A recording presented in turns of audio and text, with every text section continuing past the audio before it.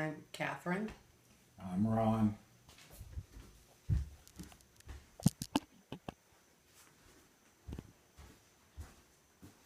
And I'm Cheyenne. Good evening. I'm here to talk to you about the low voter turnout in America. As countries modernize, it is no secret that voter turnout decreases. This inversely proportional relationship explains why so many modern countries have such a low turnout. The system already does it for you. What's the point of even trying? In fact, 59% of the eligible voting population actually voted in the 2012 elections, according to Fair Vote. America is a glorious country with a vast array of opportunities. But with our elections as corrupt as they are, it makes sense why so many people want to pursue a career in politics, nor even bother to vote. The corruption in American politics is endless. For example, a presidential race. Most candidates on there are surrounded with scandal or some type of controversy. For example, the Republican frontrunner, Donald Trump, has been known to say some very vulgar or not politically correct statements. Trump has demonized minorities and women and talked very inappropriately about his daughter. But the American public forgives him because they don't really pay attention to politics or listen to what he says. They just care that he's a businessman and that we need someone that's good with business in the Oval Office. After Trump in the polls is Ben Carson. The neurosurgeon equated Obamacare, also known as the Affordable Care Act, to slavery. On the Democratic side is Hillary Clinton, the frontrunner.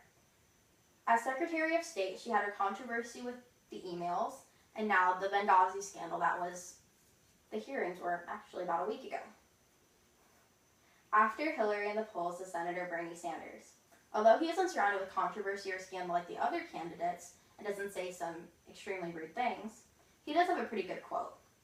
Democrats lose when people don't show up for elections, showing that low voter turnout genuinely does impact the people in the Oval Office or in Congress for that matter.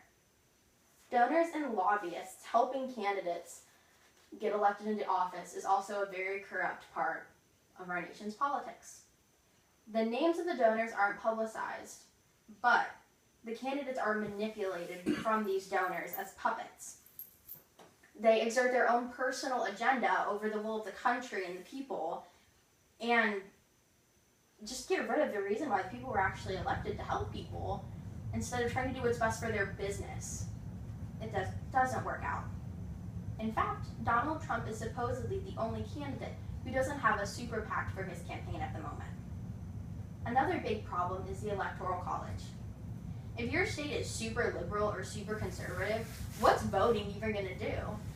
If every single year my state voted for a liberal and I was conservative, why would I waste 4 hours to vote? That wouldn't do anything or solve anything. Well, in the 2000 election of George W. Bush and Al Gore, it showed that some elections are closer than others, with a mere 300 votes deciding the president in the swing state of Florida. A few candidates have actually wanted to get rid of the Electoral College and are up for election right now. Low voter turnout is also an aspect which affects it. Well, these aspects affect low voter turnout. Electoral competitiveness, the election type, meaning that a lot more people would vote for the presidential elections versus Congress and state, and then county. Voting laws, which restrict certain people from voting or make it a lot harder. And the demographic and socioeconomic status of the voters. According to History Central, Americans have a more negative view on government compared to citizens in other countries, meaning that Americans don't vote in elections because they think our government isn't very transparent and it doesn't do much. Another theory by History Central states that the U.S. election day is a working day, compared to in other countries it being a holiday. This deters people who have to work from voting. People who work on an hourly job can't take off of work as easy as people who work on a salary job that gives you days off, which isn't very right, because it deters people from certain socioeconomic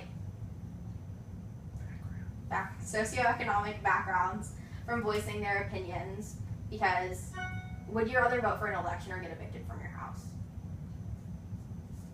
So, as I said earlier, America is an awesome country with a vast array of opportunities.